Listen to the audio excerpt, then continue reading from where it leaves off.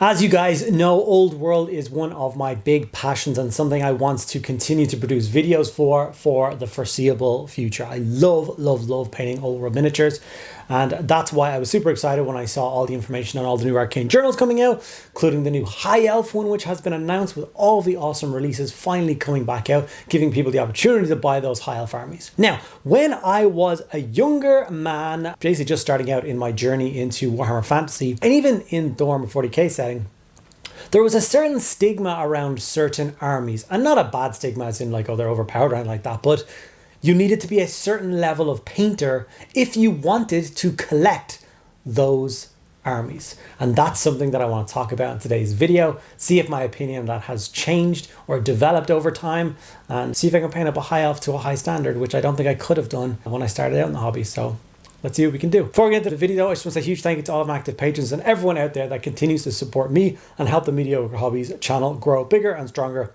every single day. Without you guys, it would just not be possible. An extra special thank you to all of my patron and channel members. You guys are the reason that I can continue doing what I'm doing. If you want to check this out for yourself, it is linked down in the description below. You get access to a private Discord server and access to a private video every single week just for you guys. So if that sounds like something that interests you, check it out. Okay, let's get into this video. So with the announcement that the High Elves shall be returning to the Old World, and Games Workshop dropping an absolute bomb amount of kits for this army, like everything is coming back all in one big colossal drop. And it's really nice to see those models for sale. Like, I do own quite a large High Elf collection. It's all sitting as grey plastic. I didn't really get around to painting any of it so far. But one of the things that I missed out on is a dragon. I never bothered to buy one, and I don't know why. I preferred to use the Imperial Griffin from Island of Blood. That was my character. So I never bothered. Now it's coming back. I'll get my hands on some. I have no Dragon Prince is going to get some. So there's a couple bits and pieces in there. I'm going to flesh out my collection. Another bizarre thing that did indeed happen back in the day with armies like High Elves and like Eldar and stuff is there was definitely this idea that you had to be a certain level of painter before you could buy and enjoy those models, those collections. That kind of feeling only really hit me again when I was preparing to make this video. Originally, this video was just supposed to be a video on how to paint a High Elf Phoenix Guard. And then as I went through my collection and started to pull out models, I realized how grey they were and how little painting I had done. And how those discussions used to happen back in the day. And I used to agree with that assessment back in the day.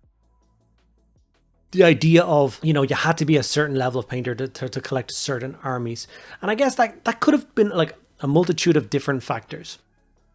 I do thoroughly believe that back in the day, I'm talking 3rd and 4th edition, 40k, there was definitely, paints were not to the level that they are now. We had those hexagonal pots. I think it was about 52 to 60 colors available to us painters. They were all super thin acrylic paints. It was layer by layer, and you were trying to make things smooth, but also quite solid. And it did take quite a decent level of painter to make certain colors behave how you wanted them to. Specifically things like whites and yellows and even some reds. Reds was a real nightmare back in the day.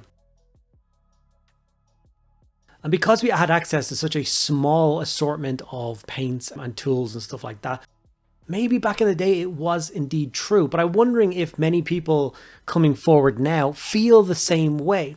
I get so many comments on my videos about, returning painters. So many comments start with, I haven't painted in 15 years.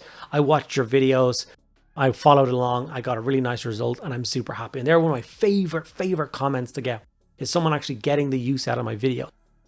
And maybe subconsciously that old idea of needing to be a certain level for a specific army is what spawned the entire premise of my YouTube channel. Because as everybody knows, or most people know, I presume, who watch my videos, the whole purpose of and the whole idea behind me doing this channel is to alleviate the fear of painting, to let people know that it is not nearly as scary as it seems to be to get a miniature built, to get a nice level of painting done on it, put it on a tabletop and play some games. You can achieve something that you will be proud of in a very short amount of time with all of these awesome new tools, paints, and all this equipment we have at our disposal these days.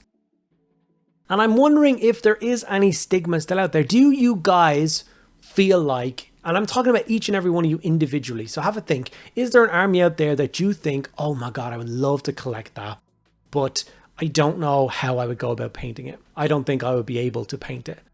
And therefore, you are denying yourself collecting an army that you've really wanted, you've always wanted, because you feel like you're going to, I don't know, fail at painting it.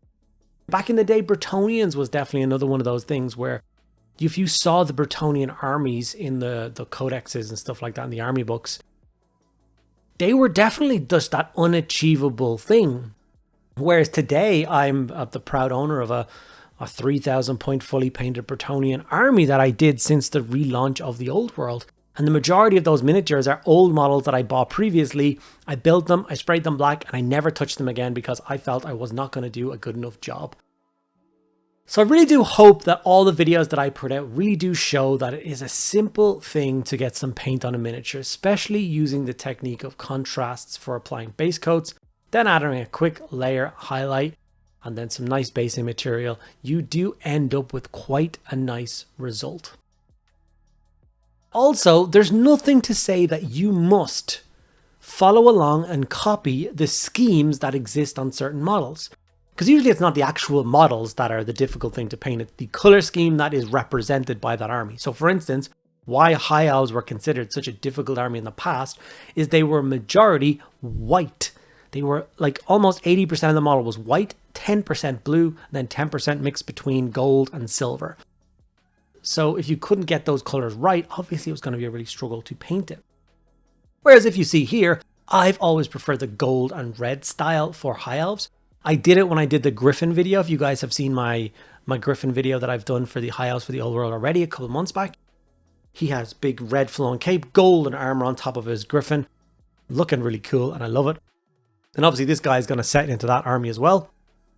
So you can just decide what color scheme you want and go with that. There's nothing to it. A friend of mine is currently painting up a Harlequin army. And Harlequins are another one of those armies where I don't know why they're shown on like the packaging and stuff the way they are. These like, I feel like on the packaging, the box art for instance, is some of the most unachievable, daunting paint schemes you will ever see, with all those tiny little diamonds all up the pattern and all those little streets. I'd say 99.9% of painters are unable to copy that scheme. Therefore, it's up to you as a painter to try and make it a scheme that you can do. So for instance, my personal Harlequins, I did a quartered scheme. I just quartered the models. And I did them in this kind of turquoise and purple scheme. They kind of look like the Joker. I didn't add any diamonds. I didn't add any, none of that. And I really like how they turn out. I really like how they looked. And I think that's super important to do. If you do not know how to achieve a certain thing, either learn if that's something you're willing to do. But if it's something where you're like, I don't want to spend 19 hours doing diamonds on each and every model in my army, then don't.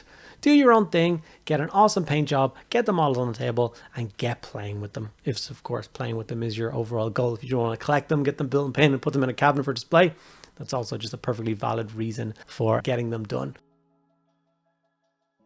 As goes with this High Elf, like I said, I'm going to push myself a little bit further with painting this particular guy. I mean, I think I'm putting more effort into this individual Phoenix Guard than I did for the entire Griffin model. I think there's like 4 or 5 stages of red to build up that color. I've gone for really bright, shiny golden armor. I went hard on the highlight with that. In previous videos, whenever I need to do something like a gemstone, I usually just paint the whole thing silver and then I throw a contrast color on top of it. Well, I know how to paint gemstones properly. I know how to paint them to a nice higher standard, but obviously showing you guys how to paint them in a quick and easy manner means that I keep kind of reverting back to that. But for this, I'm going to try and paint them up the traditional way of painting gemstones, just to make them pop a little bit more, because models like this, there isn't really a lot to a High Elf when you really break it down. There's only gold, silver, and red. That makes up the majority of this model. There's a few, bits of skin tone, a tiny bit thrown through his face, got some silver on the blade, but really not a lot to it. So once you get those 3 like kind of color groups down, kind of laugh and you can really just kind of make the most of it. And with obviously this kind of thought process has been rattling around in my brain as well, because obviously we have the launch of a whole bunch of new Eldar kits in the very near future.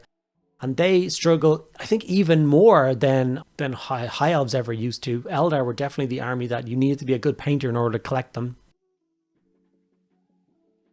And with so many new beautiful Aspect Warrior kits and Phoenix Lords being released, and I'm going to do a video on absolutely every single one of them that drops.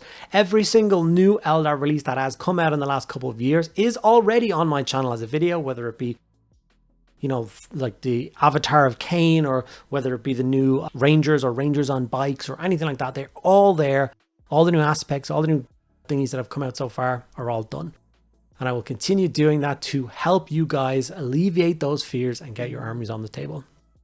Okay, so with the gemstone, I painted the gemstones in a jet black. Then I went Warpstone Glow, and you basically want to do a crescent moon shape from like the middle top of the gem, and then you want to pull down and sweep it to the left to create like a half moon on each and every gemstone. Then I'm going to jump up to Moot Green, and I'm going to basically do exactly the same thing, but smaller. Inside that crescent moon, the very bottom right of the gemstone, we are just going to hit with a Moot Green color. And I think there's gemstone helmet, middle of his chest, and then there's 4 gemstones on the sword hilt. So we're going to do those all in exactly that same color scheme so that they all blend in together. Now that's the kind of dark reflection on the bottom. We obviously need the sparkle kind of where the light source is hitting. So we're just gonna have that tiny bit of white. I'm gonna take Korax white. I know people hate it. You can use whatever you want, but my Bold Titanium white is currently out at the moment. I need to get another one.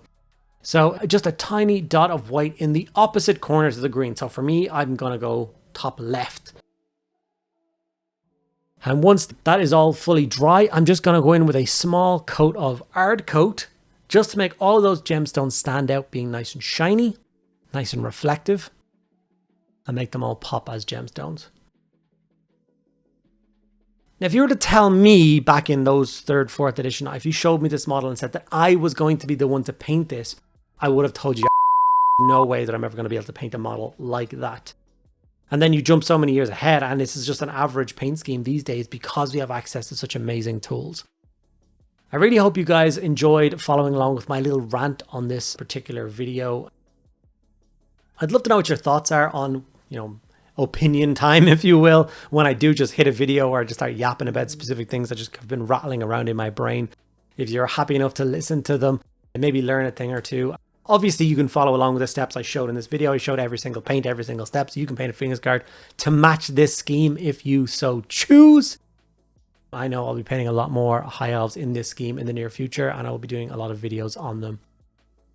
But like I said, I would like to know if you guys have any particular armies out there that you fear starting, and would you consider jumping in and getting started now after watching this video? I would love to hear your thoughts and opinions on that. Please do share on Instagram any armies that you do start because of it. Okay guys, and there we have it, our finished Phoenix Guard. Really happy with the final result. And I think I definitely made the right choice by going with the color scheme that I wanted to, avoiding the blues, the whites, the silvers, and going more for the reds and the golds. Definitely something that stands out for me, and I really like the final result. It's my model, and I'll paint it my way. Hopefully you guys enjoyed this video. If you did, make sure to do those 3 things that cost you nothing but mean the world to all of us creators. Which is give the video a like, ask any questions if you have them in the comments, and make sure you're subscribed. These things really do help our videos get pushed out to more people and helps us to grow bigger and stronger. So please do think about it. All right, guys, thank you so much for sticking around at the end of this video. Hope you enjoyed it. I'll see you in the next one.